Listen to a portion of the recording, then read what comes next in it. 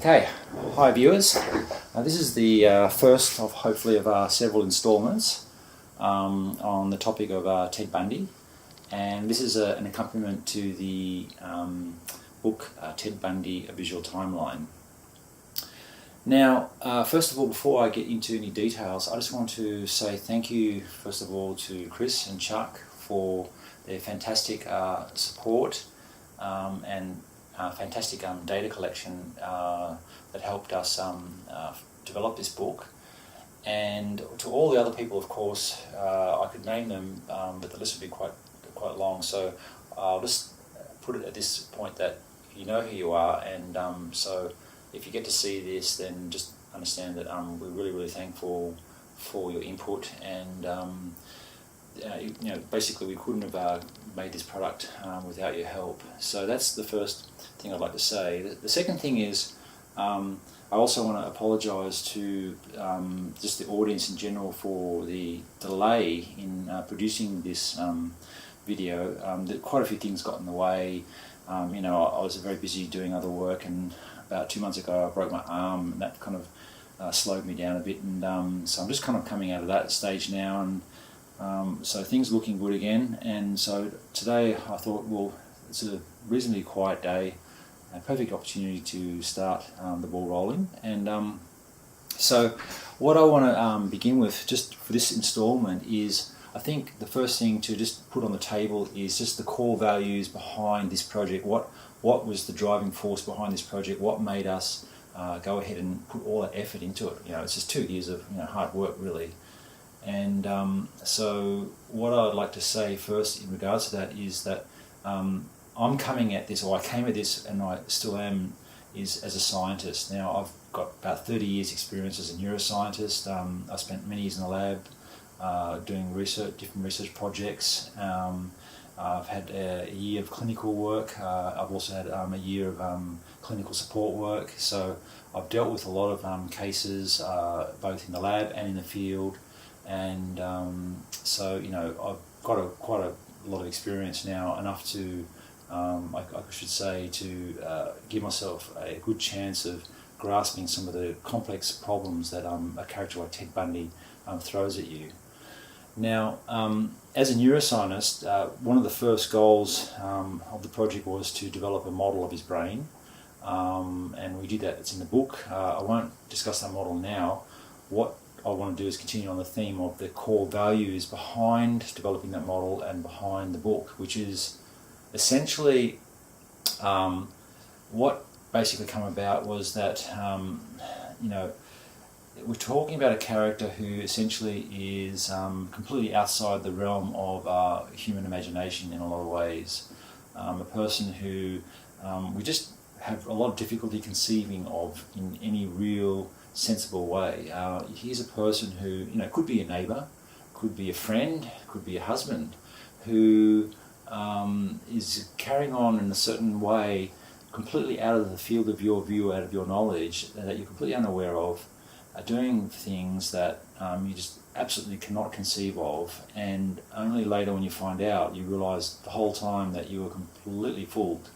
Now, it's a funny one, because when we look at that situation in its broader context, we're talking about our neighbours, our friends, our wives, our children, our husbands, the whole kit and caboodle. That really, we have to ask ourselves constantly, how do we know the person standing in front of us is the person they represent themselves to be?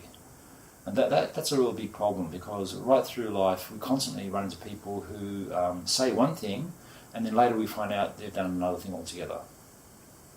So there's always a learning curve, there's always discovery, and unfortunately Ted was kind of like the optimum case of this situation, a person who fooled so many people and really shocked the world, because he was fairly good looking, fairly handsome, well spoken, articulate, and yet he went on and did these really horrible things.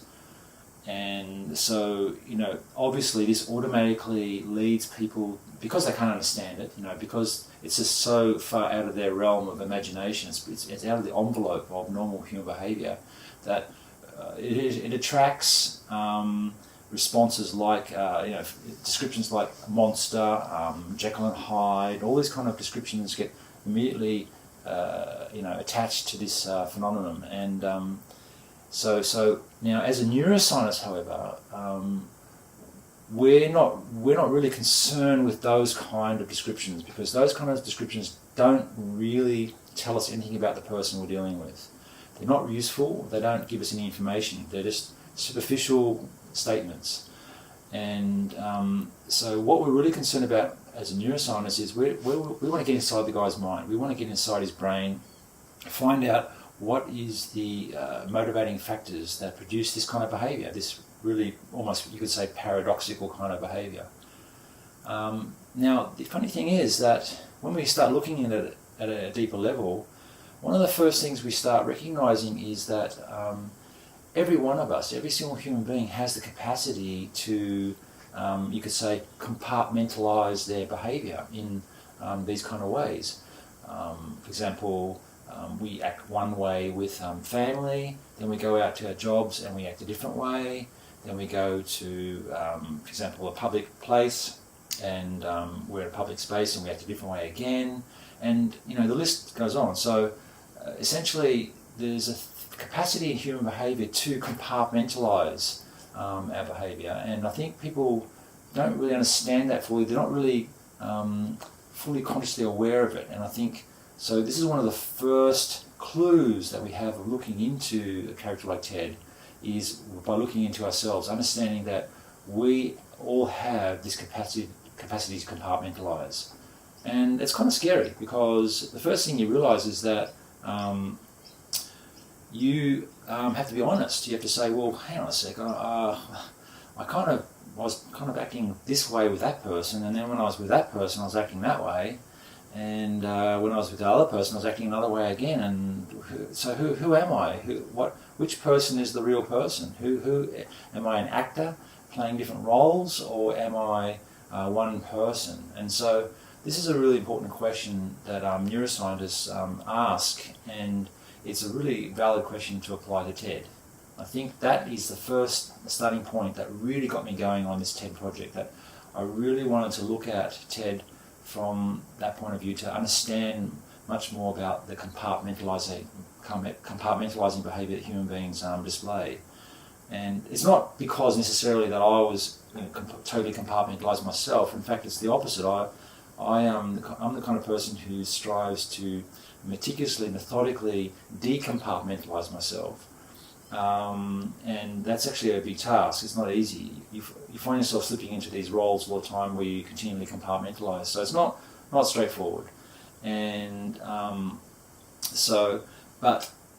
having this as the core problem of TED, that's what, as a neuroscientist, drove me into the project initially.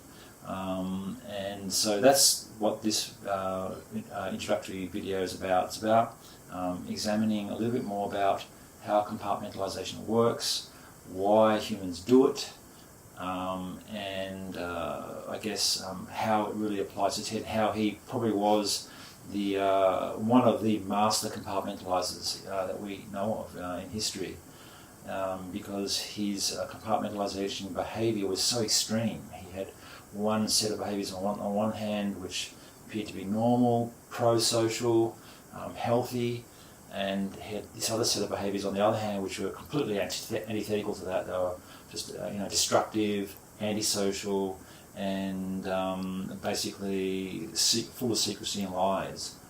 So that's the real challenge that we have facing when we look at a character like Ted, and calling him a monster and a Jekyll and Hyde and all those kind of things just doesn't even approach the problem in any sensible way. It doesn't give us any real handle on how to solve this problem of compartmentalisation. So we want to, as scientists, we want to get away from that kind of thinking. We want to get more into the thinking of the mechanisms behind compartmentalisation. How does it work?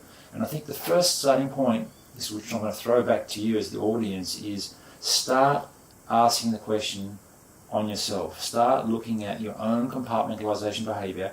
Start looking into how it works, when it happens, be aware of it, and start picking up clues and start asking the questions, why did I do that? What just happened? How did that happen?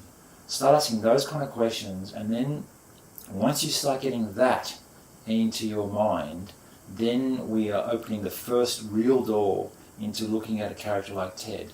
So I want to end on that note. The next video I'll like to go more into the concept of compartmentalization, how it works at a psychological level, how it works at a brain level. But I think I'm going to stop now because I've said enough to introduce the problem, just to give the audience an idea of why we did this project, what was the motivating factor behind it. So I think I'll leave it there, and I'll see you next time, and hopefully I'll make one shortly, probably in the next day or so. Cheers.